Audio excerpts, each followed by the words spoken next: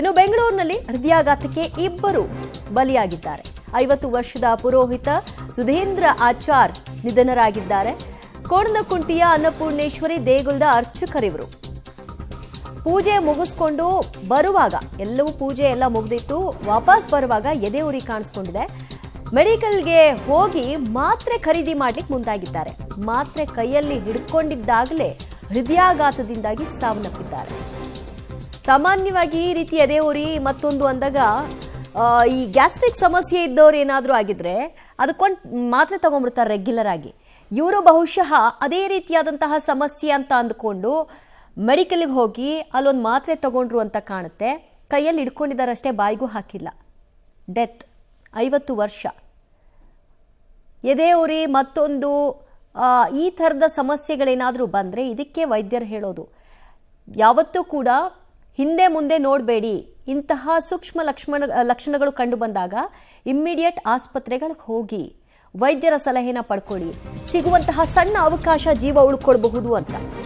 Freedom ಪಾರ್ಕ್ಗೆ ಪ್ರತಿಭಟನೆಗೆ ಬಂದಿದ್ದಂತಹ ರೈತರೊಬ್ಬರು ಸಾವಿಗೀಡಾಗಿದ್ದಾರೆ. ಗುಂಡ್ಲುಪೇಟೆಯ ರೈತ ಈಶ್ವರ್ ಅವರು ಸಹ 50 ವರ್ಷ ಮೃತಪಟ್ಟಿದ್ದಾರೆ.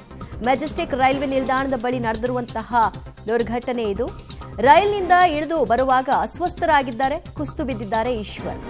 ಕೂಡಲೇ ಪೊಲೀಸರು ಸಿಪಿಆರ್ ಕೊಡೋದಕ್ಕೆ ಪ್ರಯತ್ನವನ್ನು ನಡೆಸಿದ್ದಾರೆ.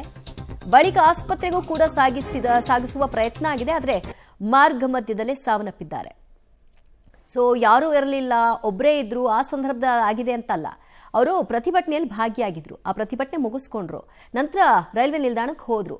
ಅಲ್ಲಿ ಅವರಿಗೆ ಉಸಿರಾಟದ ಸಮಸ್ಯೆ ಕಾಣಿಸ್ಕೊಂಡಾಗ ಸಡನ್ ಆಗಿ ಕುಸಿದು ಬಿದ್ದಿದ್ದಾರೆ. ಅಲ್ಲಿದ್ದಂತಹ ಪೊಲೀಸ್ ಸಿಬ್ಬಂದಿಗಳು ಅದನ್ನು ಗಮನಿಸಿಕೊಂಡು ಇಮಿಡಿಯೇಟ್ ಸಿಪಿಆರ್ ಮಾಡೋ ಪ್ರಯತ್ನವನ್ನ ಮಾಡಿದ್ದಾರೆ. ಆ ನಂತರ ಕ್ವಿಕ್ ಆಗಿ ಅವ್ರನ್ನ ಆಸ್ಪತ್ರೆಗೆ ಮೂವ್ ಮಾಡೋದಕ್ಕೂ ಕೂಡ ನೋಡಿದ್ದಾರೆ.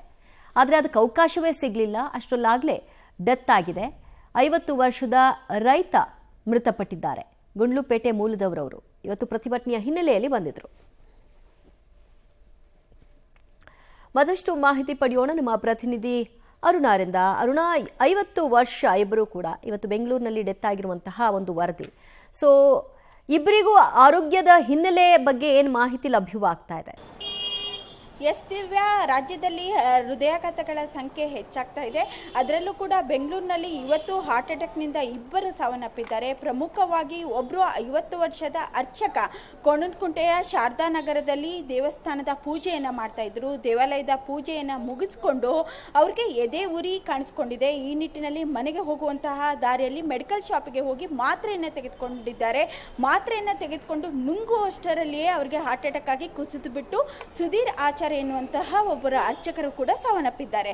ತದನಂತರದಲ್ಲಿ ಮೆಜೆಸ್ಟಿಕ್ನಲ್ಲಿ ಬೆಳಿಗ್ಗೆ ಗುಂಡ್ಲುಪೇಟೆಯಿಂದ ಮೆಜೆಸ್ಟಿಕ್ನ ಫ್ರೀಡಂ ಪಾರ್ಕಿಗೆ ಪ್ರತಿಭಟನೆಗೆ ಬಂದಿದ್ದಂತಹ ಈಶ್ವರ್ ಎನ್ನುವಂತಹ 50 ವರ್ಷದ ರೈತ ಕೂಡ ಸಾವನ್ನಪ್ಪಿದ್ದಾರೆ. ರೈಲಿನಿಂದ ಕೆಳಗಿಳಿದು ಬರುವಂತಹ ಒಂದು ಪಕ್ಷದಲ್ಲಿ ಅವರಿಗೆ ಕುಸಿದು ಬೀಳ್ತಾರೆ. ನಂತರದಲ್ಲಿ ಪೊಲೀಸರು ಕೂಡ ಇವರಿಗೆ ಸಿಪಿಆರ್ ಕೊಡಿಸುವಂತಹ ಒಂದು ಕೆಲಸಕ್ಕೂ ಕೂಡ ಮುಂದಾಗ್ತಾರೆ. ನಂತರ ಖಾಸಗಿ ಆಸ್ಪತ್ರೆಗೆ ಶಿಫ್ಟ್ ಮಾಡುವಂತಹ ಒಂದು ಸಮಯದಲ್ಲಿಯೂ ಕೂಡ ಸಾವನ್ನಪ್ಪಿದ್ದಾರೆ.